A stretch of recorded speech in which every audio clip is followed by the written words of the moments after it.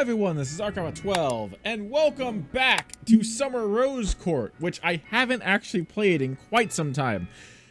That's on my, that's my bad. I apologize for that. It's one of those games that I keep putting to the sidelines over and over and over again. I'm like, I'll get to it. It's been like 5 months since I last played this game. So if the review doesn't quite capture everything, click in the card on the upper right-hand corner of the screen to re-watch the last episode.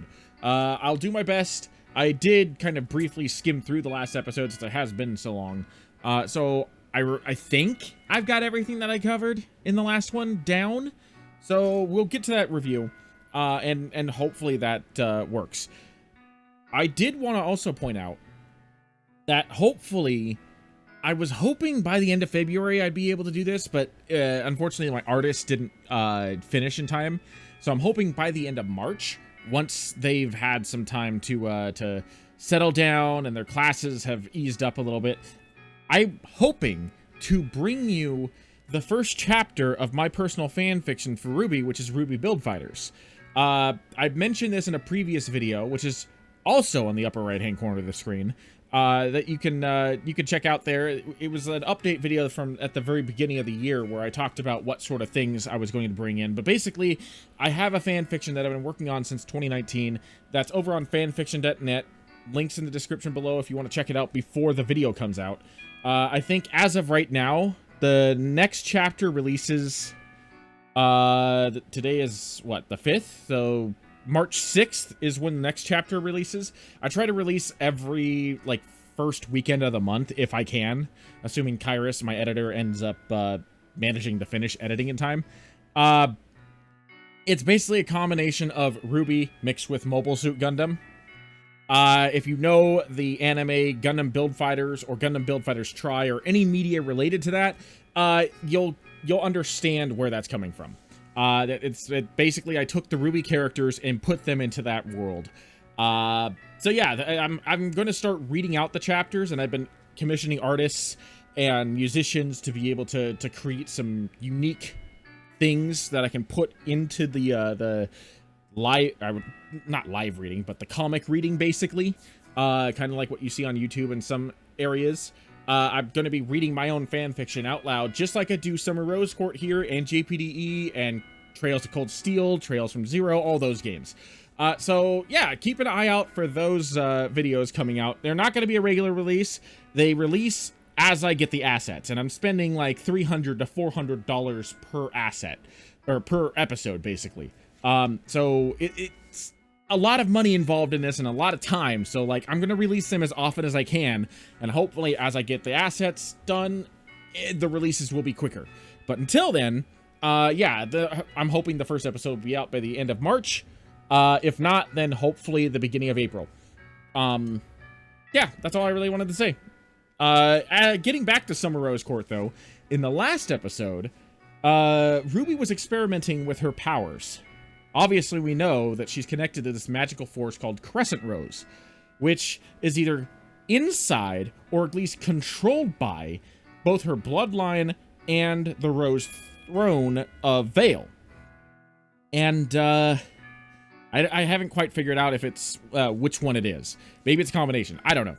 But she was experimenting with that with Glinda, and Blake and Yang were watching.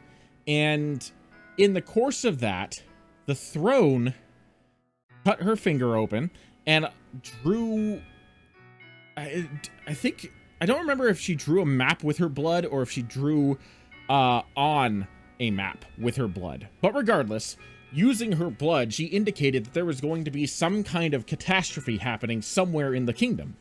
And they went there. They found Torchwick at a mine, and he was both a little annoyed and at the same time kind of intrigued as to why they were there. And then not even 5 minutes after they showed up, Grimm attacked. So it was a proof of concept. Her ability to recognize where things are going to happen, I feel like is probably going to be a very major plot point. So now, Torchwick Torchwick tried to convince RWBY that she should take sole credit, and RWBY didn't want to do that because she's an honest person. While it might make her more beloved by the people, I don't think she'd live with the guilt. So I selected the option that she is not going to take sole credit for rescuing the mine. I don't think Torchwick has our best interests in mind. Let's just put it that way. So yeah, that's I believe where we left off. So we're getting close to where we're supposed to select the next portal to go into, I think. And one of the developers has been following these Summer Rose Court episodes and mentioned that I shouldn't try and recruit Pyrrha until like the last bit. She said I could if I wanted to, but I'm going to follow her advice. I'm going to, or their advice. I'm not sure if it's a guy or, I think it's a girl. I don't know. I apologize. But I'm going to follow their advice and recruit Pyrrha last. So I think the next people that will be recruited through the portal will probably be Ren and Nora, if I'm correct. So yeah, I'm gonna focus on that. But in the meantime, let's pick up where we left off. Let's see what happens next. Yeah, look at that. August. It has been August was the last time I played this. This is I am so sorry.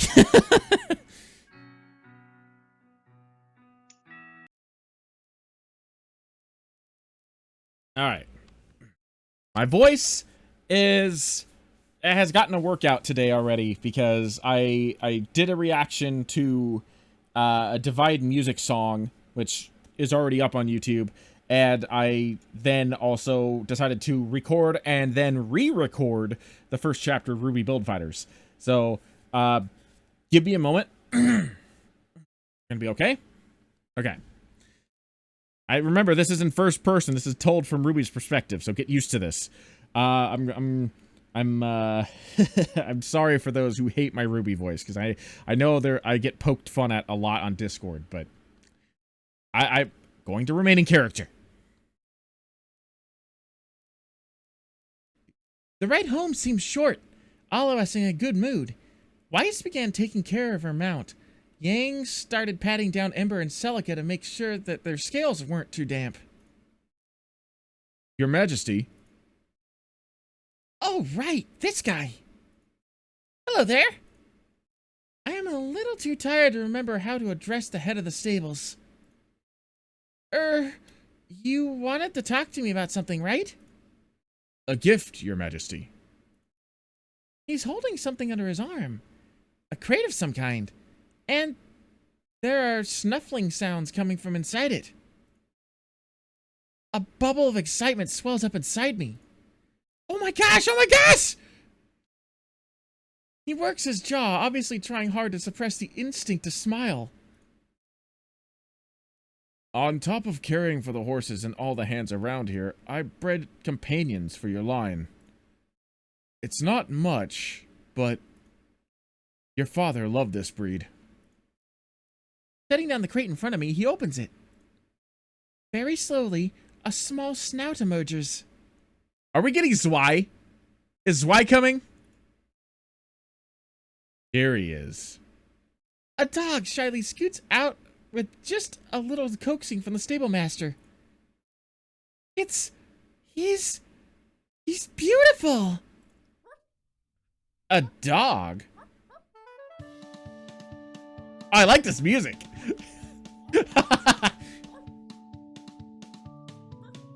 This is fun. I like this. A dog? A dog!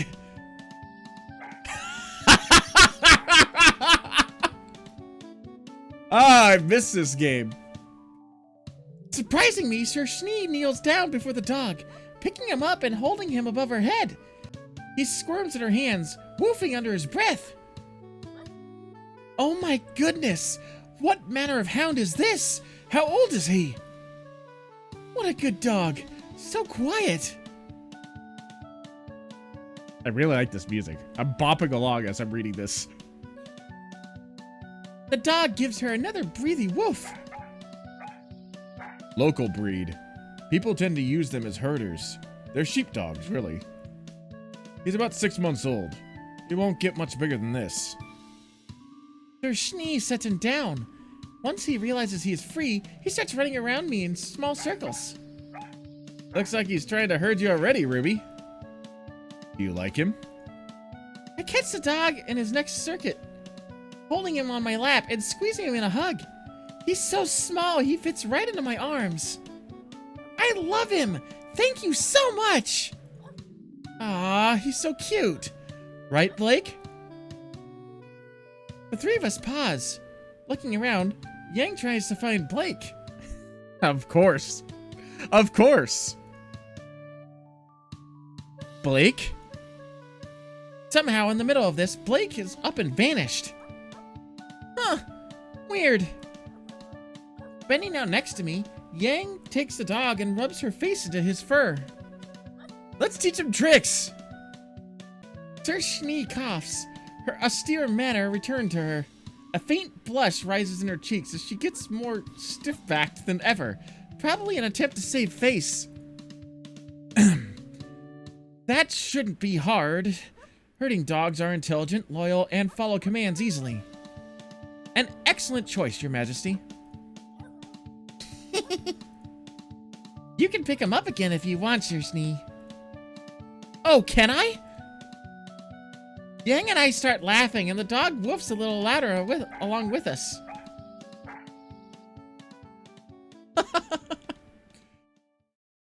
That was amazing. If I'd known that was going to happen, that probably would have made it in the last episode, but I'm glad I saved it for this one. That was a good way to start this. Wait. Can I... Is there a way to save that? I think I... Oh, right click. Okay, good.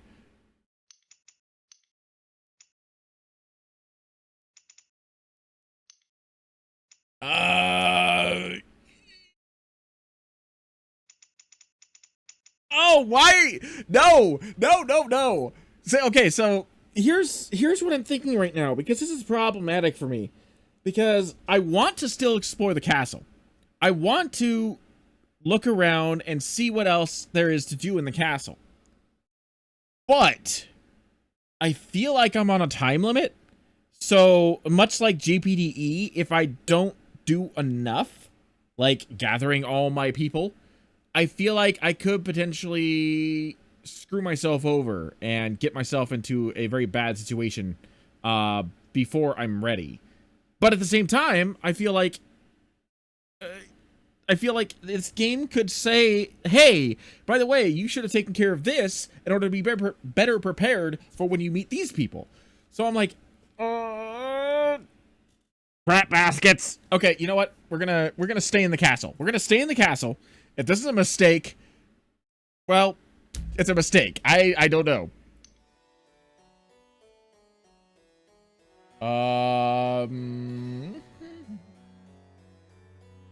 We don't have to jump into the portals every time we can. I feel like we'll probably end up killing somebody if we do that.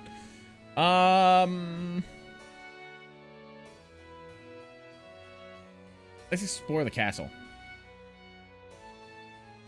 To my surprise, I find Sir Schnee and Blake exploring the hallways as well.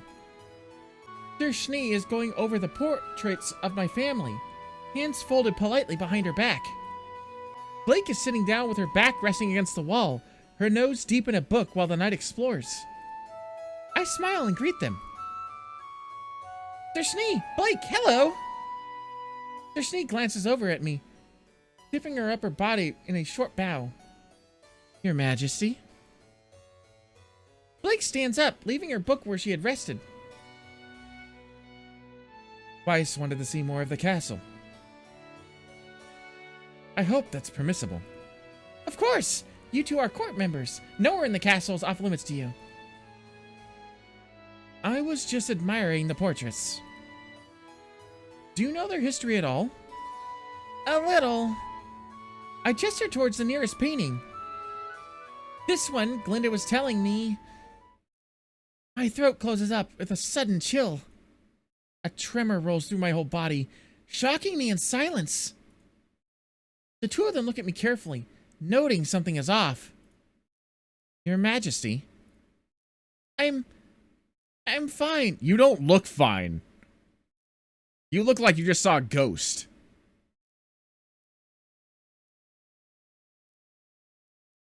Here. I'm here. Ah! Ruby, are you sure everything is all right? No. You didn't hear that? Down here. I'm still... You look pale. None of you can hear that? That strange voice?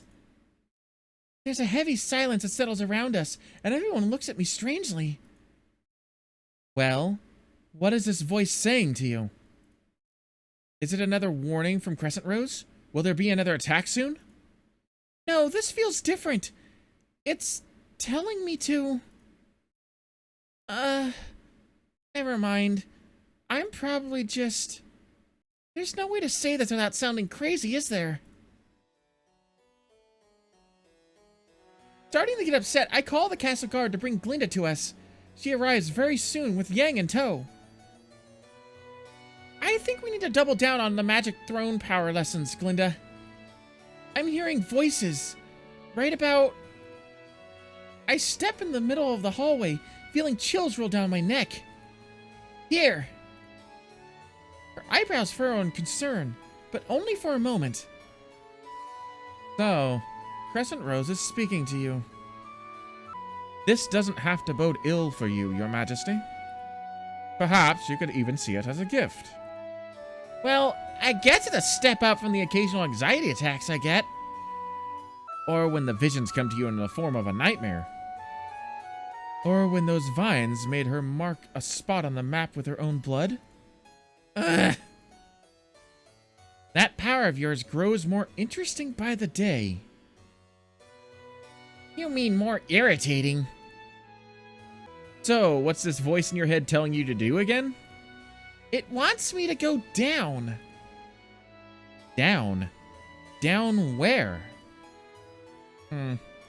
Further into the castle? Glinda's voice takes on a hard, no-nonsense edge. It's demanding, and a knot of panic chokes in my throat in response. It's just saying go down! Into the dark, whatever that means. So perhaps the dungeons. Why don't you just go down there if it feels right, and we'll follow you? We're going to obey the terrifying specter whispering secrets into her head. Sure, why not? If it leads her anywhere dangerous, we'll be there to make sure she doesn't get hurt. Well, how can we argue against logic like that? We don't have to if you don't want to. I am curious to see if it leads us anywhere. Let's treat this as an opportunity to practice your lessons, Rose. Maybe with this, you'll be able to hone your control over Crescent Rose. It will be useful in case something like this happens again when you're alone. Press Glinda to spin this into a learning opportunity. Feeling very foolish, I try to relax, like when Glinda and I go over the breathing exercises for our meditation lessons. Less a voice in my head and more an instinct now, I let the natural pull of Crescent Rose lead me to where it wants me to go. We do head down, but not as far down as I expect. Instead, we arrive in a hallway full of tapestries, one I'd visited a few times before while wandering the castle. The tapestries in front of me stretch from the ceiling of the corridor to just a few feet above the ground in height, canvassing over an entire section of the wall. The gold threads must have shone brightly at one point, but the steady march of time have robbed them of their luster.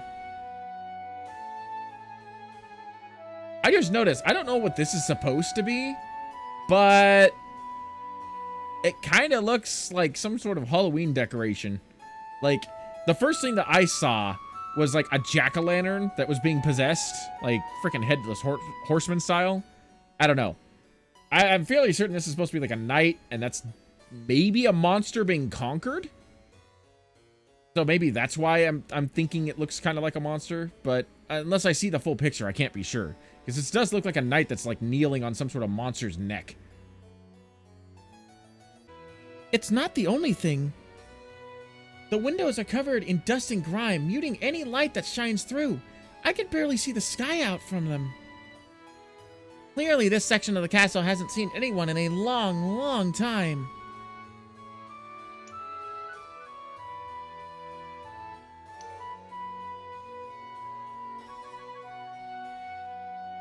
Interesting. This tapestry shows the Rose family, doesn't it? Yeah, I guess this shows the history of my family and the Grimm. My attention turns back to the tapestry, grimacing. There's a stone weight in my chest as my eyes move over the characters portrayed on the heavy crimson fabric.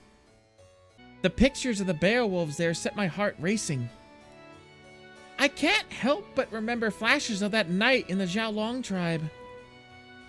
The Rose family has always protected the people of the plane against darkness. Whether by commanding their armies or consulting their own power, they fight back against the Grimm. That's the mark of true nobility. Taking charge, leading your people in the front lines. Careful, Sir Snee. You sound dangerously close to paying us a compliment. Oh dear, a sand gnat seems to be flittering around my ear. It would be wise to quit while it's ahead, lest I swat it. Linda clears her throat, reminding them of her presence. If you don't want to hear more, I can certainly oblige. Otherwise... They quiet down, both of them still genuinely curious about my family's history.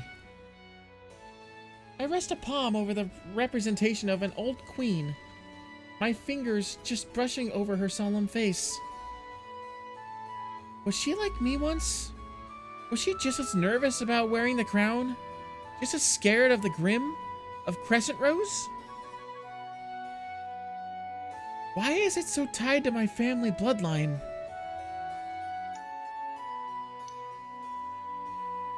Well, that's big.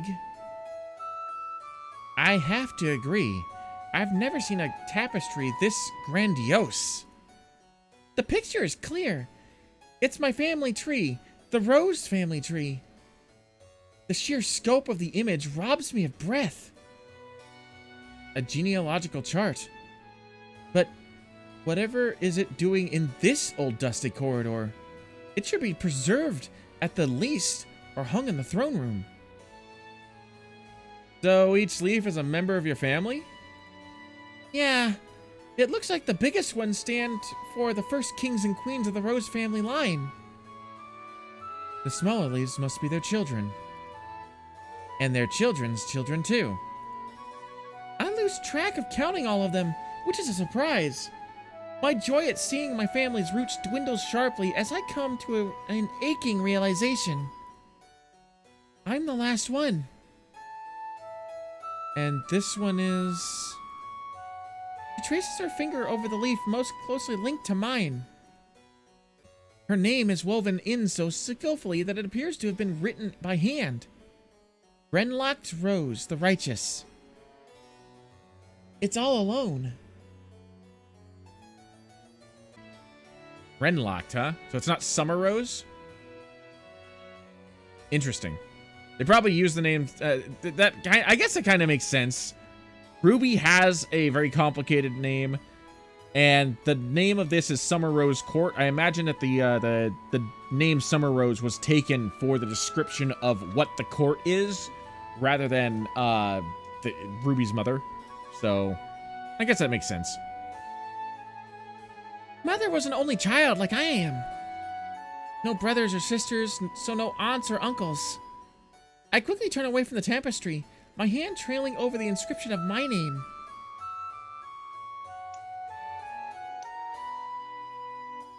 At the end of the corridor sits a huge painting in a solid, heavy frame.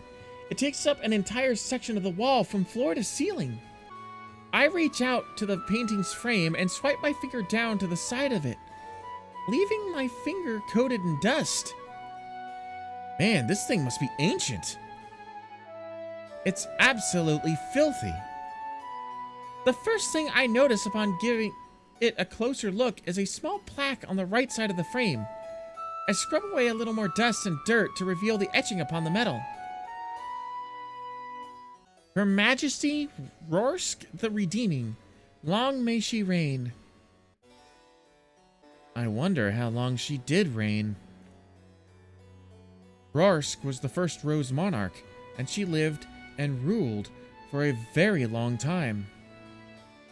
She looks a lot like you, Ruby.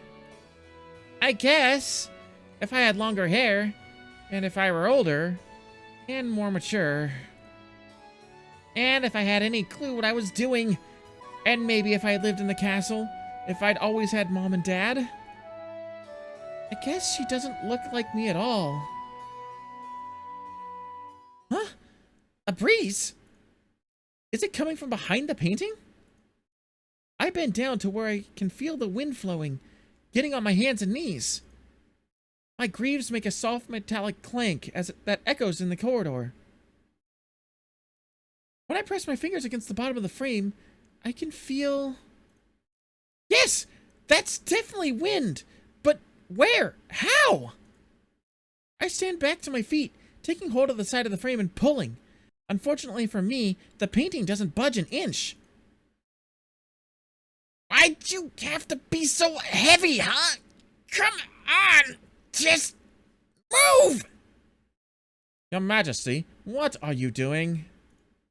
Finding out what this thing is hiding.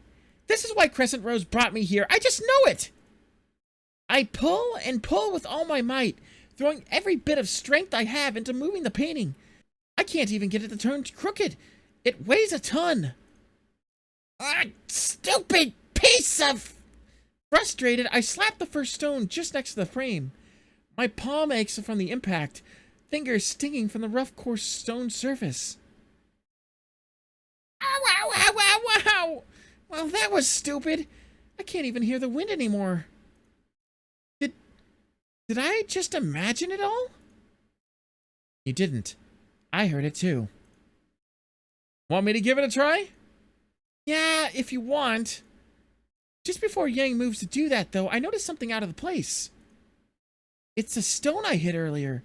It's not lined up with the other bricks anymore. It looks like it's sunk into the wall. Wait, hold on! I reach out, pressing gently against the stone again. At the slightest bit of pressure, the stone moves. Ah! Oh no! I think I pressed too hard. Did I break it? I stare open-mouthed at the stone sinks completely into the wall, hitting something dull and metallic behind with a muted bang. There's an eerie creak and a loud click sounds out soon after. With a muted hiss, the painting I was trying to move earlier swings forward. Yes! I leap back as the frame swings around like a door, spiderwebs trailing from behind and the air exploding with a thick dust. When all of it settles, I peek open my eyes, bringing up my cloak to shield my mouth and face from the debris. A secret passage. Just what kind of castle is this? This is remarkable. Behind the painting lies a dark, foreboding passageway, with stairs leading down. Judging by the curve of the wall, the staircase seems to spiral down. But just how far down does it go? I'm here. We need to go down there. But what if the door closes behind us? You'd be trapped down there. She grabs my shoulders and shakes me, laughing ghoulishly. Forever! Yang, shut up! Blake steps forward and strikes the side of the passage wall with the butt of her dagger. Her ears flick, twisting as she listens intently to the echoes. After a lingering moment of silence, she straightens her back and shakes her head. It's deep, but I can't tell how deep. I guess mysterious passages aren't my forte. Spiral staircases are hard to come by in the forests of this plane. I wonder what your forest looked like if you believe otherwise. Ah! That voice! The spooky one? Yeah! Think it's related to the spooky staircase? I roll my eyes. Okay, 2 of you come with me, and 1 person waits here. And someone else, please go fetch Osmond and Ubak too, now that I think about it. And all the court members. If we don't come back in 30 minutes or the door closes behind us, call for a rescue. There shouldn't be any danger greater than being locked in down there. But I shall accompany you, just in case. Good. For the ones I want...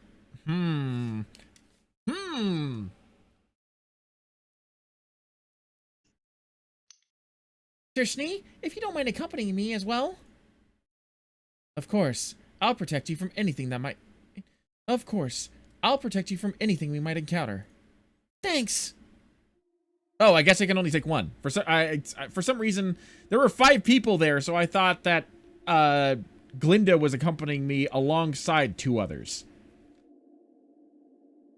But then again, she did just say 1 person stays up and 1 person goes to Osmond. Okay, okay. We descend down the staircase, taking each step slowly. Oh man, it's hard to read that because of the moving background. Like it. Oh, I wish it was moving just a little bit slower. We descend down the staircase, taking each step slowly. It's dark. Without any rails or handholds, 1 stumble could mean falling for who knows how long. As though reading my mind, Weiss's hand rests against my shoulder, steadying me against that fate. The narrow passage curves tightly, a corkscrew plunging into the darkness, and after only a few minutes, I've become completely disoriented. This doesn't bode well. What? My wand won't produce light. Then... As if on cue. Ah! There's a surge of light, which leads stars in my vision. Once my eyes adjust, I see the source. On a little alcove in the wall is a small brass lantern. Instead of a candle, however, it holds a single red rose glowing softly. As I approach, the glow grows stronger, turning from a soft red to a bright white. White rose? Eh? A magic lantern? It must have been left down here by whoever built this stairwell. How interesting. She picks up the lantern and runs her finger along the edges of the carved flower.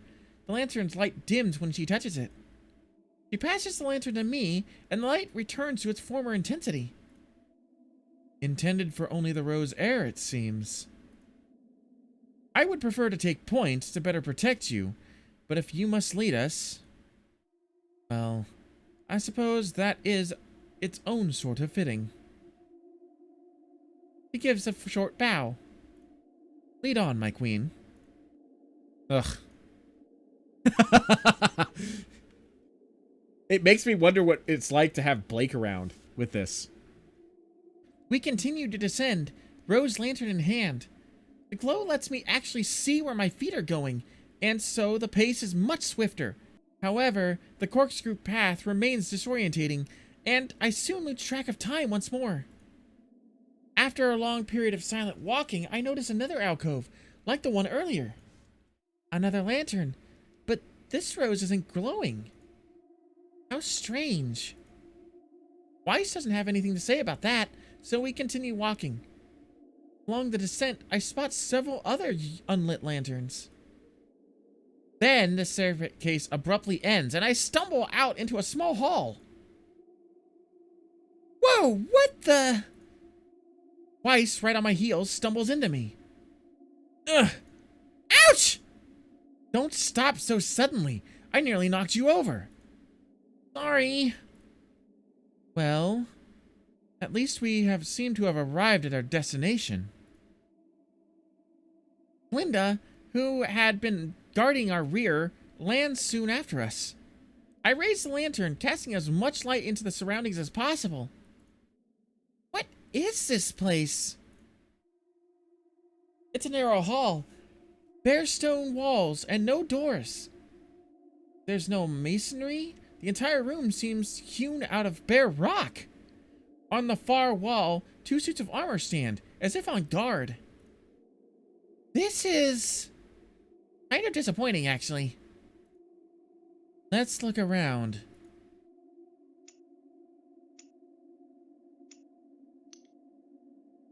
Why all this trouble for an empty room? Maybe everything hidden here was already moved out long ago. But the room is so small. There's gotta be a secret hiding here. The walls. Standing closer to the walls, I can see withered vines gripping onto the bare rock.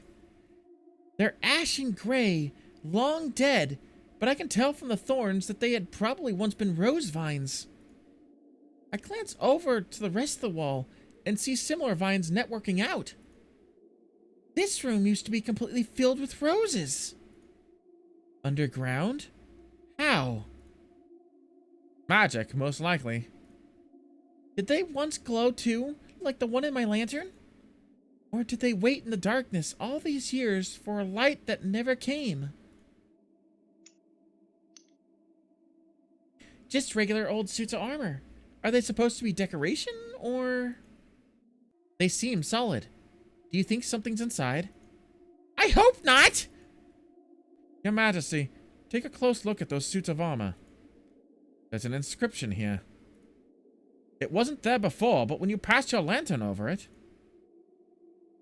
I can't quite make it out. I raised the rose lantern a little higher, illuminating the inscription on the soldier's breastplate. Ruby, get back! Lines of dust come alight in etched patterns on the armor as a loud rumble of moving stone fills the chamber.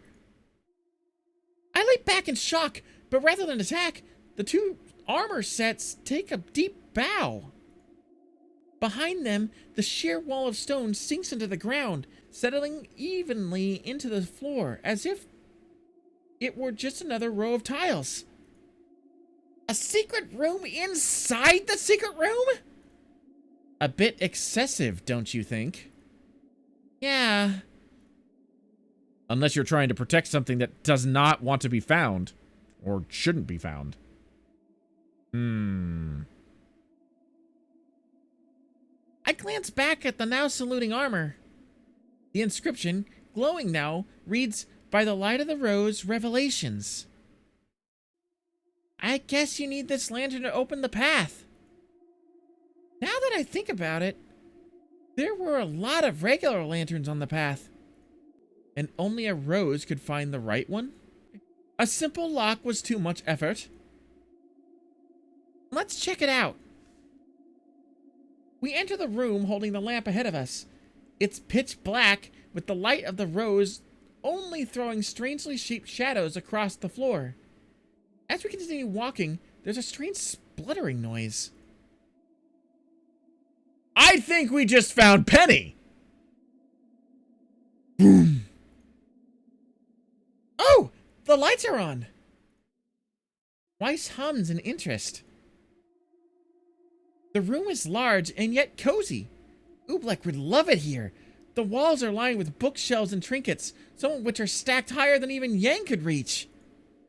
A plush carpet stretches out along the main length of the room, and there's an alcove leading off to the side, crammed with tables and pieces of armor. Some kind of workshop, but for what? Puzzling, to be sure. Let's split up and look for clues. I'm just like, I recognize that green. That's a very distinctive green, and it kind of reminds me of Penny's her outfit, specifically the green lines on her socks in volume 1 through 3. I decide to investigate the bookshelves. There's a lot of them, big, important-looking ones, all bound in dyed leather and embossed in dry, technical names in gold lettering. I run my finger across their spines and leave a clear trail of dust that's gathered. Speaking of dust, they all seem to be focused on dust of some shape or form. It's hard to tell for sure, though. The books seem haphazardly placed into the nooks without a care for alphabetical or numerical order. Here, stuffed between volumes 1 and 4 of Imperial Dust Overview, are 2 dog-leafed copies of Malachite Myth, first edition and revised.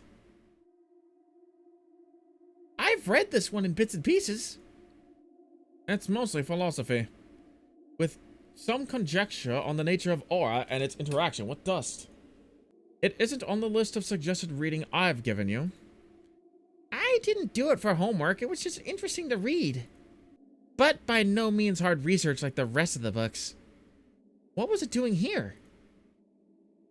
A little further down the room is a much taller bookshelf, stacked full of identical black folios. I pull one and peruse its contents. Names alongside columns of information line every page, but I can't make heads or tails of it. I flip to the first page. It reads, Records of Participant of Trial 27 Year 4. Convict and Undesirables Control Group. This is pretty disturbing. My stomach sinks as I put the folio back in place. I decide to check out the table covered in papers and documents.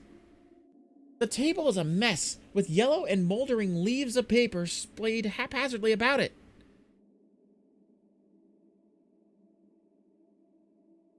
There's a space clear in front, right beside a flimsy chair. So in all likelihood, this mess actually was organized chaos.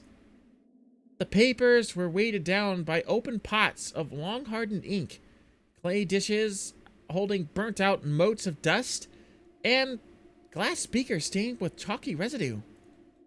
Whoever owned this study expected to return. What happened to them? One of the blueprints catches my eye. It's a small schematic for a lamp, and judging from the circuit pattern described in the margins, it would be powered by dust. Ruby, a moment. Of course, what's the matter? It's these blueprints. Have you looked at them? Just this one about the lamps. It's powered by dust. Isn't that wasteful? Let me see. It's as I thought. Dust has always been expensive, but this design is exceedingly efficient. The light is brighter and clearer, you see, so you need fewer lamps than with oil, and hardly any dust would be needed to maintain them. Long term, it would be far more economical than oil. Really? Part of my training involved understanding the principles behind these systems, as well as the history of their development. We take pride in refining our craft. We even have lamps similar to this one. But these blueprints, they are at least 100 years old, maybe more. In spite of this, their use of dust is exceedingly advanced. Of course, there are areas here that I could suggest vast improvements. But in the same breath, there are concepts here that turn modern understanding of dust use on its head. Look here. She pushes a particularly large blueprint towards me and taps at the scribbled scheme. It looks like it's describing a pattern for inlaying dust into armor. This looks like the sigils in your armor. On the contrary, my sigils respond to my aura to enact outward effects, so to speak. These arrays respond to aura to create internal changes. They're automatons, RWBY. What's an automaton? My size. A mechanical person. A puppet. Oh! These patterns are far more subtle than what my own style seeks to achieve. They are extremely refined. Elegant. Little waste. They simply move the puppets as directed. You know what? You know what I'm thinking? There are 3 areas to explore, to look at. I think depending on which character you take down into this area, you probably get a different contextual piece. You take Yang, she probably is more interested in the armor. If you take Weiss, obviously, she's more interested in the blueprints and the dust. And if you take Blake, I bet she could probably make heads or tails of some of the books on that bookshelf. I could be wrong about that, but that's what I'm gathering from this, based on Weiss's knowledge. I feel like that's the reason why you can only take one of them down. You can only get one piece of information. I'm going to have to like actually go back and replay this after I'm done with this recording. Maybe I'll include it into the next recording, me going back down here with Yang and Blake and just checking out those specific points with them. But, yeah, for now, we're going to continue with Weiss, and then we'll worry about that probably in the next episode.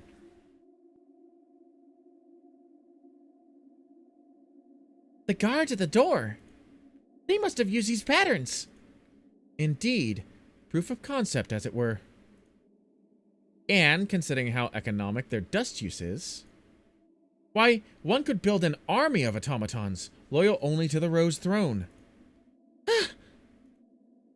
How tragic that this research has been lost for so long. Sleepless sentinels to ward against the Grimm. How many lives could have been saved? Let's take this to Oobleck. He might be able to decipher some of the more complicated stuff. As you wish. I investigate the table littered with metal and armor. There's several lone gauntlets and boots stacked up on the table, but now that I'm closer, I can see that it's mostly occupied by tools both heavy and delicate. Many scraps of metal and burnt-out motes of dust coat the surface. Tiny cogs and twisted lengths of wires left forgotten here for who knows how long. On the far wall, there are all kinds of contraptions, knights in miniature, the clockwork-like mechanisms of their guts exposed. Animals, too. Tarnished metal lions, tigers, and bears. Oh my. Yang would probably love those. Yep. Okay, so investigating the armor probably leads to the mechanical little animal things, which then leads to Yang. Okay. Yeah, so I was right. Blake would probably be able to make heads or tails of the books. Weiss helps you with the dust usage and the schematics, and Yang probably has something to say about the armor and the little automatons. Nestled among the scraps is a thick leather book emblazoned with the rose crest. There's a lock in the front, but it's unclasped. I pick it up and scan the first few pages. Some kind of journal?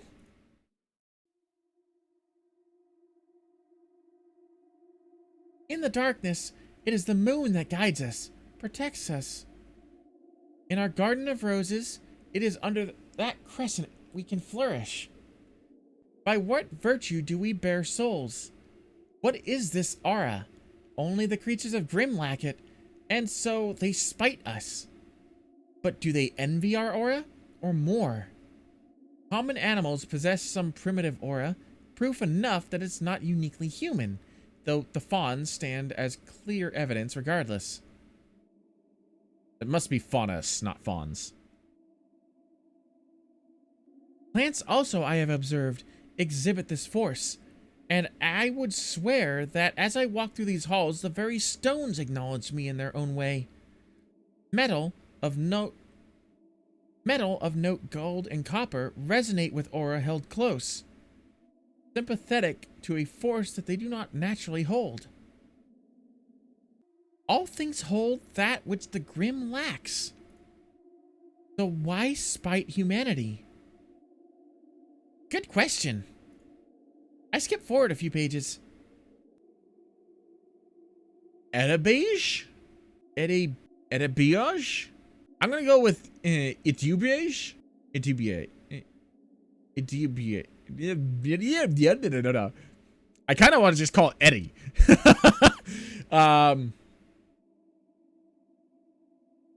I think it's supposed to be... I don't know how it's supposed to be pronounced. I'm going... Okay, so, yeah, Eddie is a, what do you call it? The name. Okay. I'm probably going to just call it Edebeige. I have no idea how to properly pronounce it. Edebeige is probably the closest I'm going to get. Visited Edebeige today. How strange that my once little niece now has the Rose Court bowing to her every commands. Your Majesty, they hem and haw. It was all I could do to contain my laughter. She has proven herself by all means, but I suppose she will always be my little Eddie, sneaking down the staircase to see what toys I was cobbling at Eve. I think she knew that was why I presented her with the mechanical horse. A toy, yes, but one she could make prance on a whim, like the court itself. She needn't know that the contraption was simply one of my outdated prototypes, polished up in glit for appearance's sake. She looked at me and smiled, delighted and understanding, a crystal moment not even the quiet scoffing of the ignorant court could dull. I knew then that she remembered. Oh, but to be remembered. At the end of all things, I ask for only this. But I tempt fate to ask another, for if I am remembered, I pray it is with a smile as sweet as hers. These are just toys? For their niece? The lingering horror, dawning like a bloody sun, revisits us with constancy of the same. What foul beasts, these grim intruders! Our paralysis of fear of the yawning oblivion made manifest, made malicious. We cannot escape. Not even if all of the Beowulf and Ursa and all the lingering shadows were burnt away by our providence. For our inevitable mortality, our erasure and cessation, shall linger on, in wait for us to stumble ignorant into its grasp. In a good world, this horror would linger still, and taint our souls, poison our intellects. Mine is the pure pursuit. If all else, if we smite the shadows and walk hand in hand with our neighbors in peace, even if all else is said and done, oblivion shall linger. But should my path be correct, then the question of our erasure shall find a retort sharp and defiant, and not even the Grimm shall spite us. Kind of ominous. I scan the next few pages, but they're all the same kind of ranting. Flow of thought without any anchors of reference. I flick to the last page. It's half filled with scrawls, most of which are either intelligible or blotted out. Only one line is legible. RWBY has fallen ill. Still no clues as to who built this place or what happened. I should keep looking.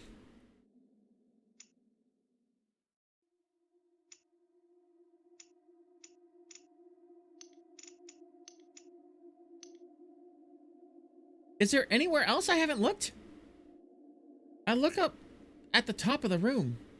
There's some kind of metal altar or platform set up. Long ago, it must have been artfully nestled with dozens and dozens of roses. But now, it's simply tangled in overgrown and subsequently withered vines. There's a small painting or picture frame on the altar. I really hope this is not some kind of weird shrine. The voice whispers in my head again.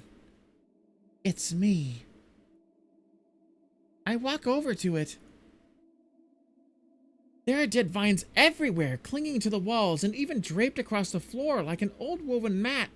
They crack and crumble to dust under my boots as I step up to the altar.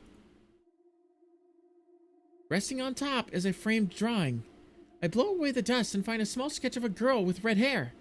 Her name scribbled beside her smiling face. RWBY. Beside the picture is another metal contraption, made to look like a skeletal arm, joints and all. There's an inscription etched into the metal. However, neither of these are the centerpiece that I had assumed. Instead, there's a crystal orb embedded dead center in the metal. And it's glowing. Ah! What?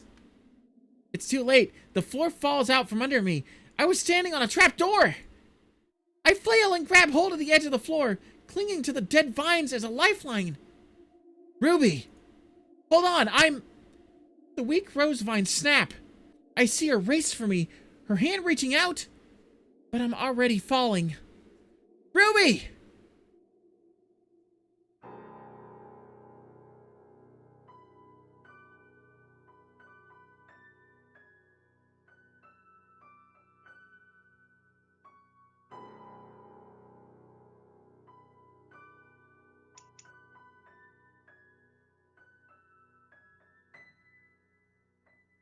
And I think that's where I'm going to leave it. I know, I'm evil, right? I promise I will play it again soon, but this recording is already going on for an hour, and my voice, like I said, is a little rough. So I think I'm going to end it here. I promise I'm not going to wait 6 or 7 months to get back to it. I am intrigued, and I'm excited, and if this actually is the reveal of Penny, I cannot wait. So, yeah. Thank you for joining me. This was ArcAlpha 12, and I shall see you in the next video.